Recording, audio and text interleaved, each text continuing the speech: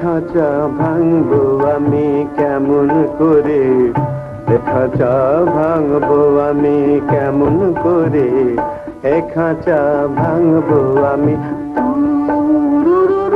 বাঁশি বাজছে,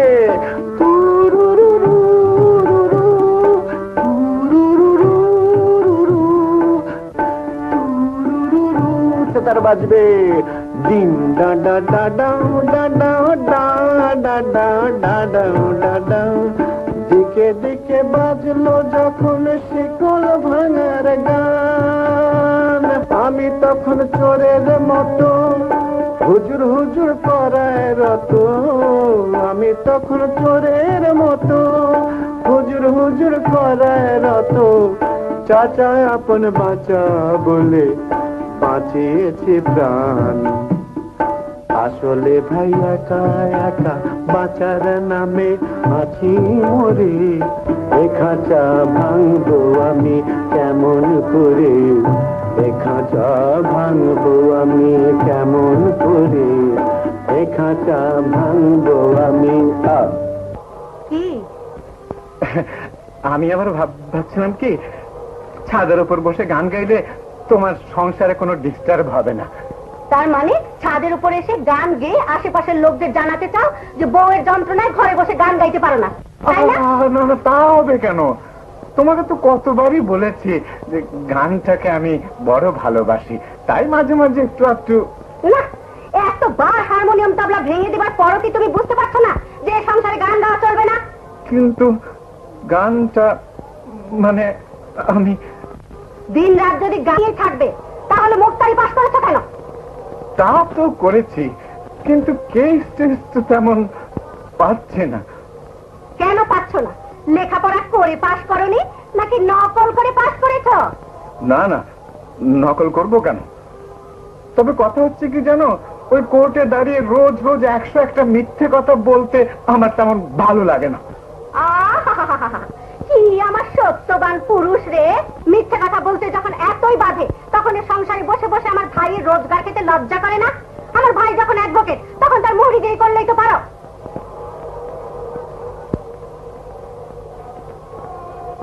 হয় কাল থেকে মুহুরিগিরি করবে, না হয় সারাদিন বটতলায় গিয়ে দাঁড়িয়ে থাকবে মক্কেলের জন্য, গান গাইতে পারবে না।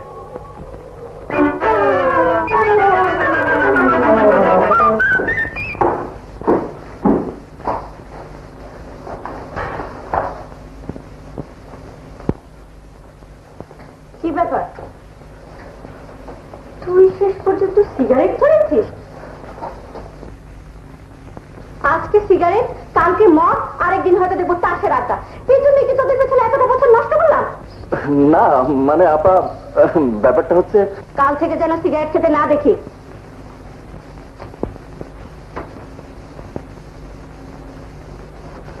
যাই কর না কেন সাহেব, জীবনে বহুত রকম বউ দেখলাম, মগর এইরকম মিলিটারি মেজাজের বউ দেখিনি। করছে যায় জুটলোই তো আপনার তোক দিলে। ওই ঘটক বেটার জন্যই তো আমার আজকে এই অবস্থা। বেটাকে বলেছিলাম সংসার সুখের হয় রমণীর গুণে জাতীয় একটা বঙ্গ নারী। না, বেটাকে আমি ছাড়বো না, আমি ফৌজদারি মুক্তার। বেটাকে আমি 420 ধারায় ফেলে জেলে ঢুকিয়ে ছাড়বো। আমি জানি তুমি ফৌজদারি মুক্তার, শুধু 420 কেন, 840 ধারা তো ফেলতে পারো। কিন্তু কেন কেন চাই না? দুনিয়াতে এত মেয়ে থাকতে ওই লেফট রাইট করা মিলিটারি মেয়েটাকে আমার বউ বানালে কেন? তা বউ যদি তোমার লেফট রাইট করে থাকে তাতে আমার দোষ কি শুনি? দিন রাতে বিড়াল মেরেছিলে? না না তো। বিড়াল মারনি? ব্যাস, এখন সারাটি জীবন বউয়ের আঁচল ধরে মেউ মেউ করতে হবে। আমার কি দোষ? কিন্তু আমি তো তোমার কাছে সংসার সুখের হয় রমণীর গুণে জাতীয়। আমি একটা জাতা ঘটক নয়, ওই ব্যাকডেটেড থেকে আপ টু ডেট ঘটনা। এই যে সব দেখছো, সবারই ব্যাপারে আমার ঘটকালি একেবারে পয়েন্টে পয়েন্টে মিলে গেছে, কিন্তু তোমার ব্যাপারে মিলল না কেন ঠিক বুঝতে পারছি না তো। শোনো, তোমাদের বাড়িতে মেম্বার কতজন? ওই তো আমি, 2 শালা আর ওই মানে আমার বউ। ও, বাড়িতে একটা মাত্র মেয়ে লোক, সেই জন্যই তো পয়েন্টে পয়েন্টে মিলছে না। কথাই বলে না, এক মেয়েতে রাজত্রী, 2 মেয়েতে ঝগড়া, আর 3 মেয়েতে হাট বাজার। মেয়ে যখন একটা, তখন তো সে মডরাইট করবেই। তাহলে উপায়? উপায় ওই একটাই, বাড়িতে আরেকটা মেয়েকে নেবার ব্যবস্থা করো। মানে ওই যে চাবির গোছা আছে না, ওইটি হস্তান্তরের আয়োজন করো। তার মানে তুমি আমাকে আরেকটা বিয়ে করতে বলছো? এমনিতেই এক বউর যন্ত্রণায় অস্থির, তার উপর বাড়িতে আরেকটা হলে তো ভূমিকম্প হয়ে যাবে। তুমি কেন বিয়ে করবে? তোমার ওই বড় শালকটাকে যদি। ওরে বাবা, আমার বড় শালা, সে তো তার বোনের হুকুম ছাড়া জোরে কোথাও বলে না। আরে শোনো, আমার হাতে একটা মেয়ে আছে, একেবারে তুলোর মতন নরম, মানে বংশ ভালো, আর যার চেহারা তোমার ওই শালার পছন্দ না হয়েই পারে না। তারপরে দেখো না নরমে আর গরমে কি হয়।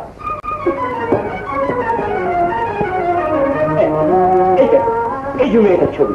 আরে ছবি দিয়ে কি হবে? হবে না, হবে না। বড় শালা আমার কোনো মতেই রাজি হবে না। আর ওর বোন যদি টের পায়, তাহলে তো বাড়িতে আগুন লেগে যাবে। জোয়ান ছেলে, বোনকে যতই ভয় করুক না কেন, মনের মতন একটা মেয়ে পেলে সব ভুলে যাবে। কিন্তু একটা কথা, যেমন করেই হোক ছেলের একটা ফটো আমাকে দিতেই হবে। কিন্তু কিন্তু কি, তুমি হলে ফৌজদারি মোক্তার, তোমার ওই মোক্তারির প্যাঁচ মেরে কোন রকমে বিয়েটা করিয়ে দাও। বিয়ে? তোমার মাথা খারাপ আছে তোলা ভাই? আপার অনুমতি ছাড়া? বিয়েটা তো অনেক পরের কথা, ছবিটা দেখতে তোর দোষ নেই। দেখো দেখো দেখো, লোকে একটা মেয়ের ছবি দেখতে পারে না। দেখো দেখো দেখো, পছন্দ হয় কিনা দেখো, তারপর যা করবো সব আমি করব। দরকার হলে তোমাকে দিয়ে আমার মুক্তারি জীবনটা স্টার্ট করবো। নাও দেখো দেখো দেখো।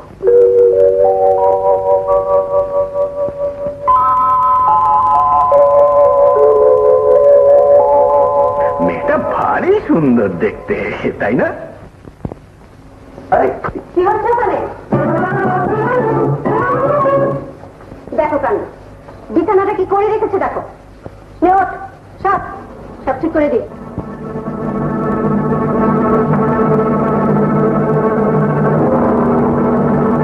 মেয়েটি কে? তোমার সঙ্গে কদিনের পরিচয়? পরিচয়? আমি এই জীবনে দেখিনি তাকে।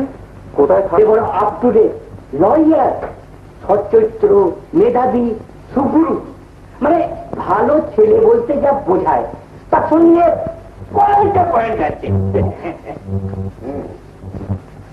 ছেলেটাকে দেখতে হবে। তা তো নিশ্চয়ই, মানে আমি চাইছিলাম কি যত তাড়াতাড়ি হয় ততই ভালো। মানে আপনার তো আবার কোনো ঠিক ঠিকানা নেই, আজ ঘরে আছেন তো কাল জেলখানায়। আচ্ছা আনোয়ার সাহেব, এই যে সারাতে জীবন দেশ দেশ করে চিৎকার, নিজের যা ছিল তাও তো বিলিয়ে দিলেন। কি পেয়েছি আর কি দিয়েছি তার হিসেব করতে গেলে তো আর দেশকে ভালোবাসা না, দেশকে ভালোবাসতে হয় নিঃস্বার্থভাবে। দেনা পাওনার হিসেব নিয়ে যারা ব্যস্ত থাকে তা সর্বনাশ করছে। ওই দেখো, কার মধ্যে আবার কি শুরু করলে? একটা বিয়ের ঘর এসেছে, ভালো মন্দ জানবে শুনবে, তা না ওই দেশের কথা, দাবি দেওয়ার কথা। এই করে করে তো নিজের বিয়েটাও হলো না। তুই কেন বুঝিস না মধু যে এটাই আমাদের জীবন? অভাব অনটনের সঙ্গে যুদ্ধ করতে করতে জীবনটা যেখানে ক্লান্ত, সেখানে বিয়ের কথাটা ভাবাটাই তো অন্যায়। হয়েছে, অত সব নম্বর নম্বর কথা আমাকে বলো না, আমি বুঝি না। এখন কি করবে তাই বলো। ঠিক আছে, ছেলেটাকে একদিন নিয়ে আসুক, আলাপ করে দেখি। ওই দেখো, এই সময় আমার কোথায় বেরোচ্ছ? একটা মিটিং আছে। মিটিং নেই, থাকো গে। আপনি কিন্তু ছেলেটাকে নিয়ে আসবে। নিশ্চয়ই পয়েন্টে পয়েন্টে আনবো।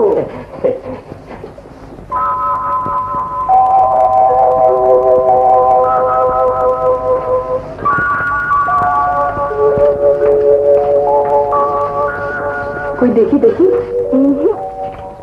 দে না দেখি। দেখাবো না, আগে কি দিবি বল। দেখ, ভালো হবে না বলছি। কি হলো? আরে ফোন নিয়ে ওই দেখো, ওই দেখো। কি হলো? কি হয়েছে তোদের? দেখ দেখি, ভালো হচ্ছে না কিন্তু। আমি তোকে দিচ্ছি, তার মুখে তুলে খাও। আরে এটা হামলা ভাঙছি। তাই দেখি, নিশ্চয় বলতে দেখে।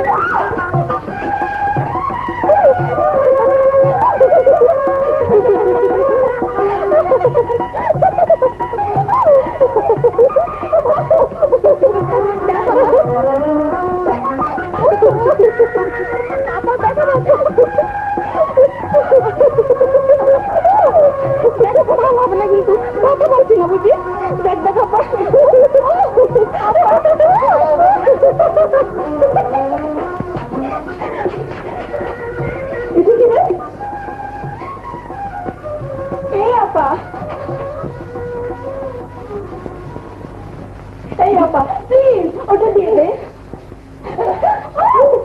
প্লিজ দে প্লিজ আপা তোর পায়ে পড়ি ওটা পড়িস না আগে পড়বো তারপরে দিব পড়িস না আপা পড়িস না আপা রে আমার আপামনি ছবিখানা তোমার আর চিঠিটা আমার তোমারটা তোমার কাছে থাক আর আমারটা আমার কাছে লুকিয়ে লুকিয়ে কার কাছে চিঠি লেখা হয়েছে শুনি না না আমি লিখিনি আমার কাছে লিখেছে কে একজনটাকে বাড়ি একটা ছেলেটাকে আমাদের সঙ্গে পড়ে নাম কি না বলবো না তুই ভাইয়াকে বলে দিবি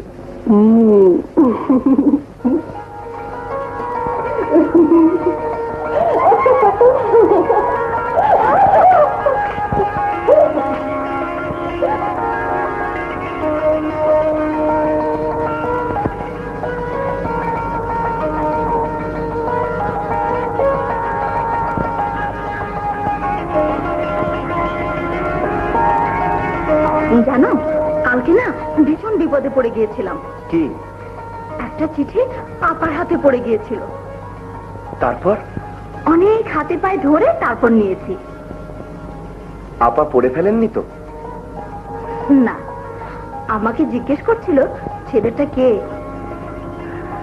তুমি কি বললে সব বলে দিয়েছি তাই নাকি সর্বনাশ করেছো ওই যা তুমি ঘাবড়ে গেলে না রে কিচ্ছু বলিনি শোনো চলো না কাল কোথাও বেরিয়ে আসি না কাল না পরে একদিন যাব কেন কাল ভাইয়ার সঙ্গে আমরা গ্রামে বেড়াতে যাচ্ছি জানো আমাদের গ্রামটা না ভারী সুন্দর দেখতে তোমাকে একদিন নিয়ে যাব সত্যি সত্যি গেছে দেশকে ভালোবাসতে হলে মাঝে মাঝে গ্রামে আসতে হয়। ঢাকা শহরের ওই বড় বড় বিল্ডিং এর নিচে দাঁড়িয়ে কি দেশের অবস্থা ভাবা যায়? যায় না। জানিস, একদিন এদেশের ঘরে ঘরে গোলা ভরা ধান ছিল, পুকুর ভরা মাছ,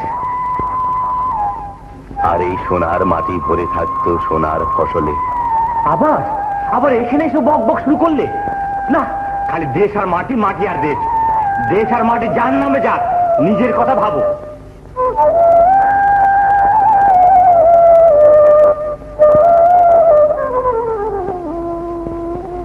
মধু, এ মাটি আমার, এ আমার দেশের মাটি। মধু, তোর আমার সবার জন্ম হয়েছে এই মাটিতে। এই মাটিতে ভর করেই তো আমরা বেঁচে আছি। এই মাটি আমার মায়ের মতো বড় আদরের, বড় পবিত্র। আমার সোনার দেশের সোনার মাটিকে কলঙ্কিত হতে দিতে চাই না বলেই তো দেশ দেশ করি, মাটির কথা বলি।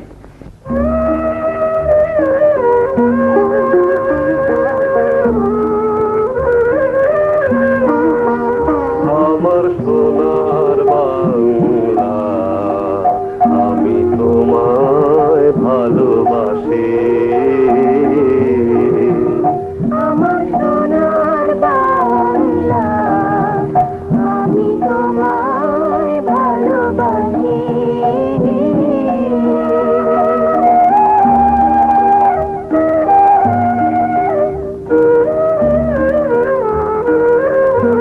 চিরদিন তোমার আকাশ, তোমার বাতাস আমার প্রাণে, তোমার আমার প্রাণে বাজায় বাঁশি। সোনার বাংলা, আমি তোমায় ভালোবাসি।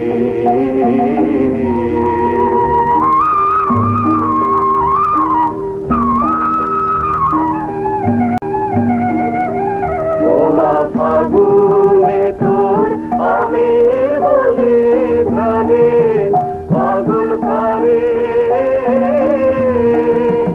মরিয়া, ও মা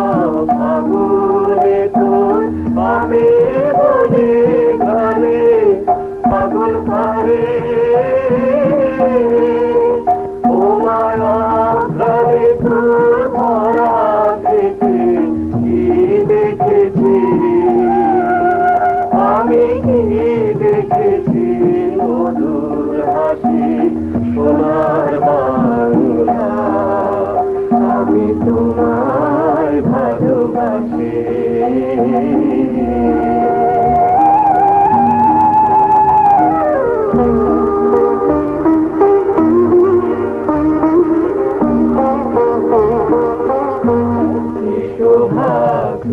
ছায়া গো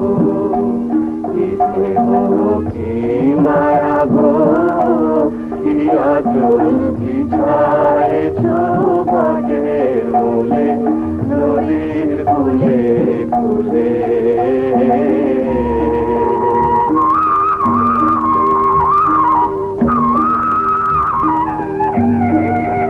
মাতুর মুখের বাণী আমার কানে লাগে সুধার মাথা মনে হয় মাতুর